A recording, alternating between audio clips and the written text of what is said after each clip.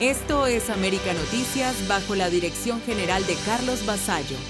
Acuerdo en ciernes sin fecha clara. Después de semanas de negociaciones en punto muerto, el presidente de Estados Unidos, Donald Trump, aseguró el sábado que el domingo se firmará un acuerdo con Irán para poner fin a la guerra en Medio Oriente y que el estrecho de Hormuz quedará abierto a todos. Por su parte, Pakistán, país mediador entre las partes, dijo el sábado que estaban más cerca que nunca de un acuerdo de paz y que se esperaba que el trato se cierre en las próximas 24 horas y se firme inmediatamente después. Pero la República Islámica no ha confirmado la fecha. Según la agencia de noticias estatal IRNA, el Ministerio de Relaciones Exteriores iraní habla de un acuerdo en los próximos días, pero no el domingo. Las versiones del posible texto, publicadas por los medios de comunicación iraníes y por Washington, también divergen. Según Irán, el pacto prevé el levantamiento del bloqueo estadounidense de los puertos iraníes y una nueva forma de administrar el estrecho de Hormuz, vía estratégica para el comercio mundial de hidrocarburos, controlada por Teherán desde el inicio de la guerra. También tomaría en cuenta una serie de condiciones de Teherán, como el derecho al enriquecimiento de uranio y la liberación de $24.000 millones de fondos iraníes congelados en el extranjero. Trump sostuvo el sábado que tras la firma, Hormuz estará abierto para todos. Y sobre el uranio enriquecido, otro punto delicado de las negociaciones, el republicano aseguró que Estados Unidos irá a recuperarlo a Irán en el momento oportuno. Hasta ahora, Washington afirmaba que cualquier acuerdo debería conducir al desmantelamiento del programa nuclear iraní y permitir recuperar el material para destruirlo y sacarlo del país. En cuanto al Líbano, otro frente de las negociaciones, un alto cargo estadounidense que pidió el anonimato, indicó que se ha incluido en el acuerdo, tal y como reclamaba Teherán. Estados Unidos e Israel, que atacaron Irán el 28 de febrero desatando la guerra, acusan a Irán de querer dotarse de armas atómicas, algo que la República Islámica niega.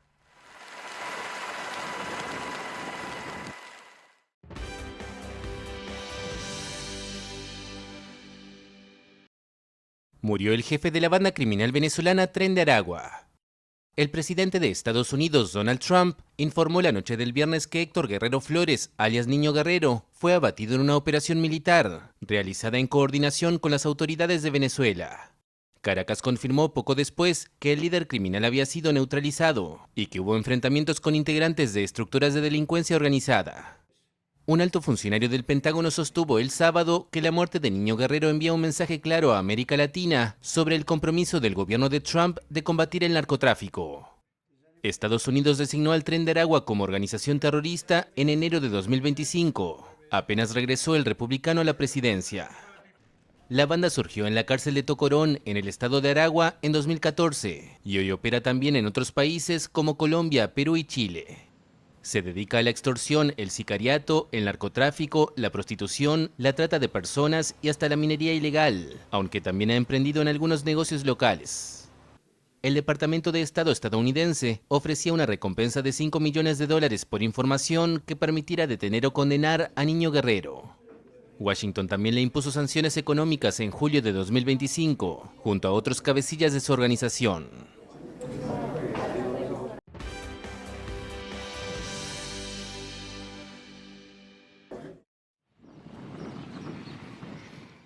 Un cargamento de ayuda humanitaria procedente de Colombia llegó el viernes a Cuba. El buque ACR Caribe de la Armada colombiana arribó al puerto de La Habana procedente de Cartagena.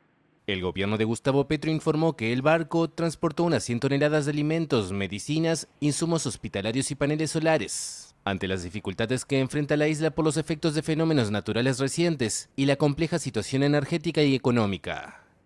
Estados Unidos impuso desde finales de enero un bloqueo petrolero a Cuba, ubicada a 150 kilómetros de las costas de Florida, por considerar que representa una amenaza a su seguridad nacional. Desde entonces solo ha llegado un petrolero ruso, cuyas reservas ya se han agotado.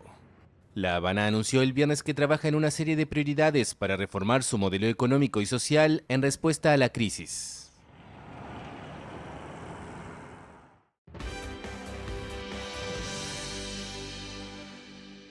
Hola, saludo para todos. Son ideas mías, las noticias cada vez son más estrafalarias y locoides. Lo digo porque ahora Díaz-Canel ha vuelto a pedir ayuda a los cubanos emigrados para que salven la economía del país, ha vuelto a decir que Cuba no es un estado fallido y ha vuelto a anunciar reformas económicas que ya había anunciado. Autonomía a la empresa estatal, que la empresa estatal funcione sin intermediarios, funcione sin manos metidas en su gestión.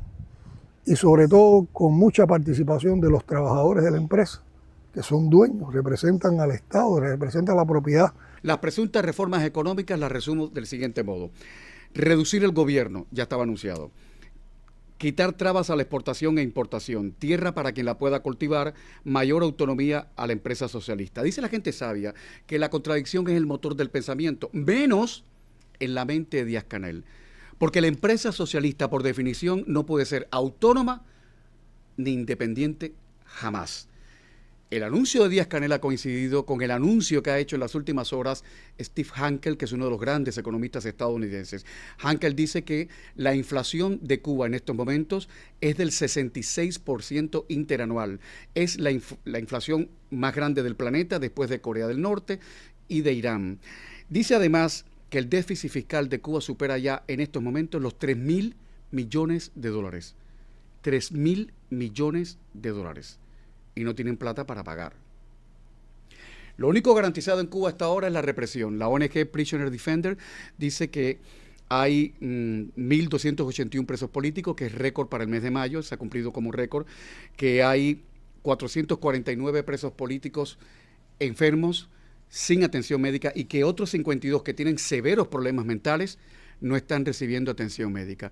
Entre tanto, las protestas callejeras continúan. La gente sigue con los cacerolazos, siguen gritando abajo la dictadura, siguen gritando que quieren comida, que quieren electricidad. Por cierto, y eso es un dato curioso, las mujeres, los niños y los ancianos están funcionando como barreras para evitar que la policía reprima a los manifestantes. Y de hecho, en algunas manifestaciones, la policía no se ha atrevido a meterle caña a los manifestantes precisamente porque delante están las mujeres con sus hijos, algunas con los hijos en brazos, los ancianos y las ancianas, y eso ha parado de momento a la policía. Los apagones ya superan las 70 horas. 70 horas. En Santo Suárez, por cierto, quemaron un servidor de Texas, el monopolio de las telecomunicaciones.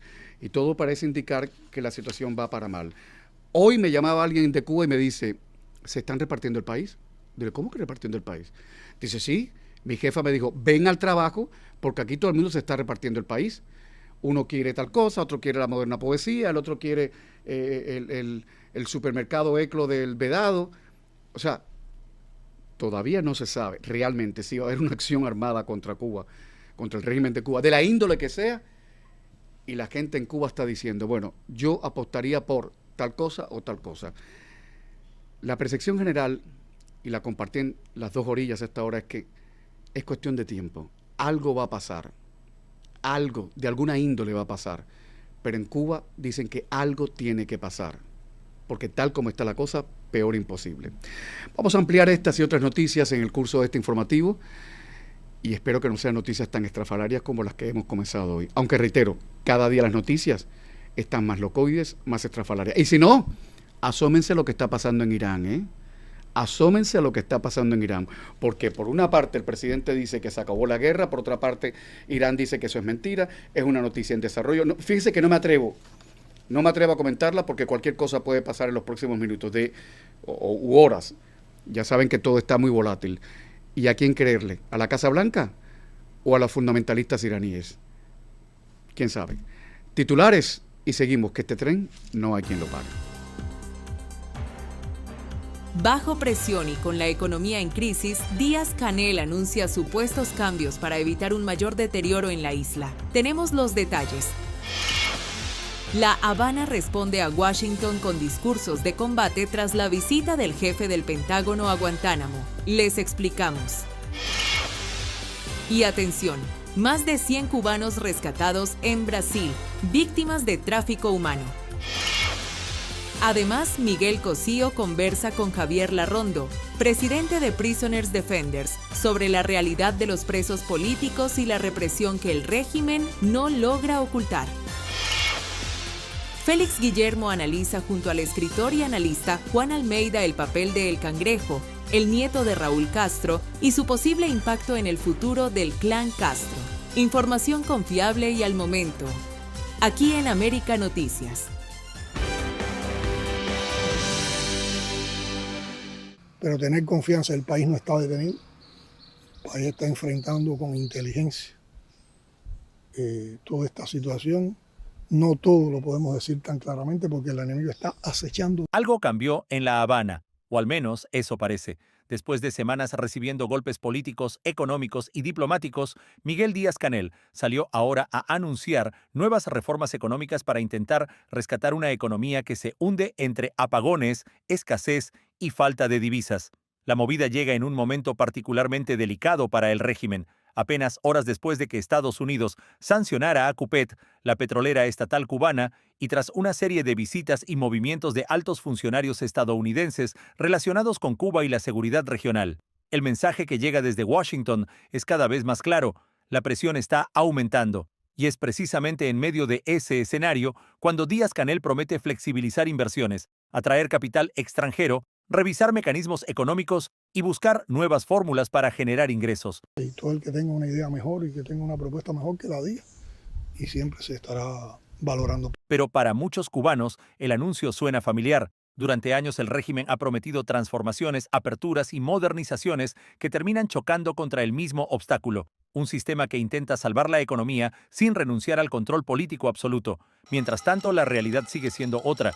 Apagones de más de 60 horas en algunas zonas, una producción en caída libre, turismo debilitado, fuga masiva de población y una creciente sensación de agotamiento dentro de la isla. La pregunta ya no es si hacen reformas, la pregunta es por qué las anuncian justamente ahora. Porque cuando un gobierno pasa años resistiéndose a cambiar y de repente habla de reformas urgentes, normalmente no es por convicción, es porque la presión se volvió imposible de ignorar. Y hoy, entre las sanciones de Washington, la crisis energética y el creciente aislamiento internacional, muchos observan estos anuncios no como una señal de fortaleza, sino como la reacción de un régimen que siente cada vez más cerca el peso de la realidad. Seguiremos de cerca esta información.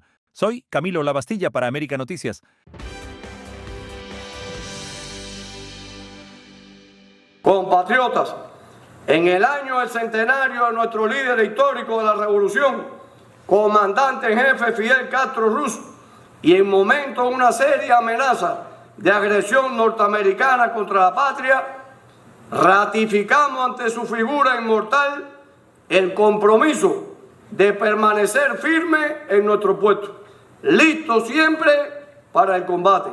La atención volvió a subir alrededor de Cuba. Horas después de la visita del secretario de Defensa de Estados Unidos a la base naval de Guantánamo, el régimen cubano respondió con una demostración de respaldo político y militar. Raúl Castro envió un mensaje al ejército occidental con motivo de su aniversario 65 y llamó a continuar la llamada obra revolucionaria, insistiendo además en la doctrina de la denominada guerra de todo el pueblo. La respuesta llegó de inmediato. Durante un acto encabezado por Miguel Díaz-Canel, el jefe del ejército occidental aseguró que las Fuerzas Armadas Revolucionarias permanecen listas para el combate y preparadas para cumplir cualquier misión que se les asigne. El intercambio de mensajes ocurre además mientras el régimen intensifica su enfrentamiento verbal con el exilio cubano en Estados Unidos. Por su lado, el vicecanciller Carlos Fernández de Cosío acusó al exilio del sur de Florida de impulsar una agenda agresiva y vengativa contra Cuba y calificó a sus integrantes como una cofradía anticubana. El funcionario sostuvo además que ese sector ejerce una influencia desproporcionada sobre la política estadounidense y responsabilizó a los exiliados de promover muchas de las medidas de presión adoptadas contra La Habana. En ese contexto, las declaraciones de Raúl Castro y de los mandos militares parecen formar parte de un mensaje más amplio de resistencia política dirigido tanto a Washington como a sus críticos fuera de la isla. Lo cierto es que la secuencia llamó la atención. Primero llegó la visita del máximo responsable de defensa de Estados Unidos a Guantánamo, después apareció el mensaje de Raúl Castro, luego vino la respuesta de los militares cubanos asegurando que están listos para el combate, y ahora el régimen eleva el tono contra el exilio cubano en Florida, movimientos que reflejan una creciente tensión política en momentos en que La Habana enfrenta uno de los escenarios más complejos de los últimos años.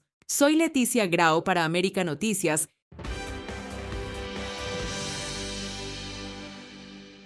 Noticia en desarrollo. Después de meses de amenazas, bombardeos, ataques con drones y una tensión que llevó a Medio Oriente al borde de una guerra regional, comienzan a aparecer señales de que algo importante podría estar ocurriendo detrás de puertas cerradas. Pakistán confirmó este viernes la existencia de un texto definitivo y consensuado para un acuerdo de paz entre Estados Unidos e Irán. La información fue respaldada por declaraciones del canciller iraní Abbas Araghchi y por el primer ministro pakistaní Shehbaz Sharif, quien aseguró que la paz nunca ha estado tan cerca como ahora. Al mismo tiempo, desde Teherán llegan nuevas revelaciones. El portavoz del Ministerio de Relaciones Exteriores de Irán confirmó que los principales órganos de decisión del régimen se encuentran examinando la versión final del acuerdo y reconoció que ya existe entendimiento sobre la mayoría de los puntos en discusión. La Casa Blanca también elevó las expectativas. Funcionarios estadounidenses aseguran que el memorando de entendimiento con Irán está más cerca que nunca y que las conversaciones han entrado en una fase decisiva. Todo esto ocurre apenas días después de que Donald Trump amenazara con reanudar los bombardeos contra infraestructura iraní si no se lograban avances concretos. De hecho, el propio presidente llegó a advertir que Irán tendría que firmar o prepararse para enfrentar consecuencias mucho más severas. Pero todavía no hay celebración. Mientras se discute el acuerdo, Israel continúa lanzando ataques contra posiciones vinculadas a grupos aliados de Irán en el Líbano y mantiene una postura de máxima cautela frente a cualquier negociación que no elimine completamente las amenazas contra su seguridad. La pregunta ya no es si existe un acuerdo sobre la mesa. La pregunta es si los líderes iraníes se atreverán a firmarlo. Si eso ocurre, Trump podría presentar uno de los mayores logros diplomáticos de su mandato. Si fracasa, Medio Oriente podría regresar rápidamente al escenario de amenazas, bombardeos y confrontación que ha mantenido al mundo en vilo durante los últimos meses, informó Camilo Lavastilla para América Noticias. La reacción del régimen cubano no se hizo esperar. Horas después de que Estados Unidos sancionara a CUPET, la empresa estatal que controla el petróleo y los combustibles en la isla, dos de las principales figuras del poder salieron en defensa del sistema. El canciller Bruno Rodríguez arremetió contra Marco Rubio con insultos personales y lo calificó como uno de los enemigos más agresivos de Cuba. Por su parte, el primer ministro Manuel Marrero denunció que las sanciones constituyen una nueva agresión contra el pueblo cubano. Pero en Washington, la lectura es completamente distinta. La administración Trump sostiene que CUPET es una de las estructuras que ha permitido mantener a flote al aparato estatal mientras la población carga con el peso de la crisis. Y ahí es donde aparece la gran contradicción. Mientras Bruno y Marrero denuncian ataques externos, Díaz-Canel anuncia reformas económicas para intentar rescatar un modelo que claramente no está funcionando. Si todo marcha bien, ¿por qué hacen falta reformas urgentes? Y si hacen falta reformas urgentes, ¿quién responde por décadas de deterioro? La realidad de los cubanos está muy lejos de los discursos oficiales. Miles de familias no saben qué van a cocinar mañana. Conseguir alimentos se ha convertido en una batalla diaria. Lo poco que aparece en los mercados tiene precios imposibles para la mayoría. Las medicinas desaparecen de las farmacias y muchos enfermos dependen de familiares en el exterior o de donaciones para sobrevivir. Hoy, para millones de cubanos, vivir en la isla se parece cada vez más a un acto de resistencia cotidiana. Mientras los máximos dirigentes del régimen intercambian acusaciones con Washington, el cubano de a pie sigue enfrentando problemas mucho más básicos. Porque si algo demuestra la realidad actual de Cuba, es que el verdadero milagro no es que el sistema siga en pie. El verdadero milagro es que el pueblo cubano siga resistiendo. Soy Enrique López para América Noticias. Una importante decisión judicial acaba de darle un respiro a miles de inmigrantes, incluidos muchos cubanos que llevaban meses atrapados en un limbo migratorio. Un juez federal anuló varias políticas del Servicio de Ciudadanía e Inmigración de Estados Unidos, USCIS, que habían congelado solicitudes de asilo, permisos de trabajo, residencias permanentes y procesos de ciudadanía para personas provenientes de 39 países, entre ellos Cuba. La medida obliga al gobierno a reactivar esos expedientes y retomar decisiones que permanecían paralizadas desde finales del año pasado. Para miles de cubanos, esto podría significar que sus casos vuelvan a avanzar después de meses de incertidumbre. El impacto para la comunidad cubana había sido especialmente fuerte. Diversos reportes indican que las aprobaciones de residencias permanentes para cubanos prácticamente se desplomaron tras la aplicación de estas restricciones, dejando a muchas familias sin respuestas y sin poder completar su proceso de regularización. Sin embargo, la noticia llega con cautela. Aunque el juez consideró ilegales las políticas que mantenían congelados los trámites, la batalla judicial no ha terminado y otras medidas migratorias impulsadas por la administración Trump continúan siendo discutidas en los tribunales. Para miles de cubanos que ingresaron legalmente al país, solicitaron ajustes migratorios o esperan una respuesta de USCIS, el fallo representa una oportunidad para volver a poner en movimiento expedientes que parecían olvidados. Después de meses de incertidumbre, la maquinaria migratoria vuelve a moverse para miles de personas. Y aunque el panorama legal sigue cambiando semana tras semana, para muchos cubanos esta decisión significa algo muy simple: la posibilidad de que su caso vuelva a avanzar y de acercarse un poco más al objetivo de construir una vida estable en Estados Unidos. Soy José Pérez para América Noticias.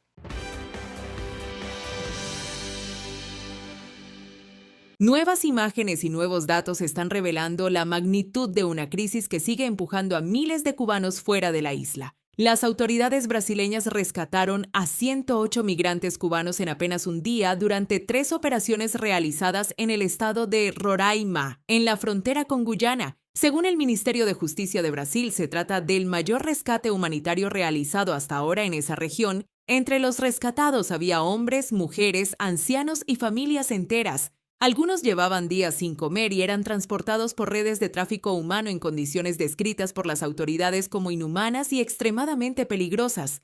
5 presuntos traficantes, conocidos como coyotes, fueron arrestados, pero la noticia va mucho más allá del rescate. Los números muestran una tendencia que no deja de crecer. Solo en los primeros meses de 2026, más de 13,000 cubanos solicitaron refugio en Brasil. El año pasado los cubanos superaron incluso a los venezolanos como principal nacionalidad que busca protección migratoria en ese país. La ruta ha cambiado. Mientras muchos siguen mirando hacia Estados Unidos, miles de cubanos están utilizando Guyana y el norte de Brasil como alternativa para escapar de una isla golpeada por apagones, escasez de alimentos, falta de medicinas y una economía cada vez más deteriorada. Lo más llamativo es que Roraima, una región remota en la Amazonía brasileña, se ha convertido en una de las principales puertas de entrada para quienes abandonan Cuba buscando una oportunidad fuera del país. Mientras La Habana insiste en hablar de resistencia y recuperación, las cifras cuentan otra historia. Cada vez más cubanos cruzan fronteras, se entregan a traficantes y recorren miles de kilómetros para abandonar la isla.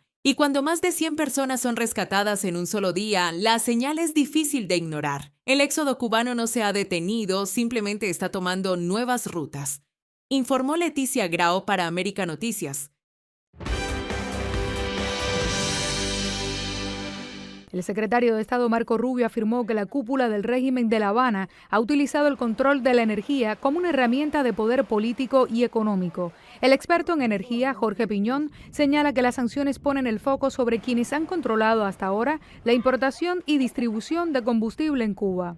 Bueno, no solamente es CAESA, es también CIMEX, por ejemplo, que las petroleras, las estaciones de servicio de Cupet, de la marca Cupet, en realidad están controladas por CIMEX. Tienes a Cuba Metales. Cuba Metales es la agencia del gobierno que importa y exporta combustibles en Cuba. Así que tienes a Cupet, tienes a la agencia portuaria, que es quien administra el puerto de Matanzas y el puerto de Nuevitas y el puerto de Cienfuegos. Al ser incluida en la lista de entidades sancionadas por el Departamento del Tesoro, las compañías estadounidenses tienen prohibido realizar negocios con Cupet. Sin embargo, las sanciones llegan 2 días después de que una empresa en Miami anunciara un acuerdo con el gobierno cubano para almacenar combustible en la isla y supuestamente venderlo al sector privado. Esta nueva licencia que Vanguard está solicitando es que en vez de enviar los pequeños isotanques que se están enviando hoy en día, que se permita una cantidad o un volumen de 200,000 barriles, por cierto, que representan 1.400 pequeños isotanques en una sola vez. Jorge Piñón asegura que a pesar de las sanciones impuestas contra el régimen cubano, actualmente un grupo de emprendedores cubanos americanos envían isotanques que contienen 150 barriles de petróleo a Cuba. Los cubanos denuncian que dentro de la isla estos tanques son trasladados en camiones militares. Reportó Jani González. Para que estés mejor informado, te dejamos con nuestras noticias en un minuto. El comentarista deportivo cubano Héctor Villar, conocido como La Figura por su trabajo en la televisión estatal, no habría sido autorizado a ingresar a Estados Unidos para cubrir el Mundial de Fútbol 2026, según reportes difundidos en redes y medios digitales. De acuerdo con esas versiones, Villar fue retornado a Cuba en el mismo vuelo en el que llegó después de no superar los controles migratorios en un aeropuerto estadounidense. La noticia ha generado fuerte reacción porque se trata de una figura visible del aparato mediático oficial cubano y porque ocurre en medio de un contexto de mayor rigor migratorio y advertencias sobre el uso correcto de visas para actividades vinculadas al Mundial. Aunque las visas temporales para periodistas y eventos deportivos siguen contempladas dentro de las reglas habituales, el caso sugiere que las autoridades consideraron que no se cumplían los requisitos exigidos para la entrada.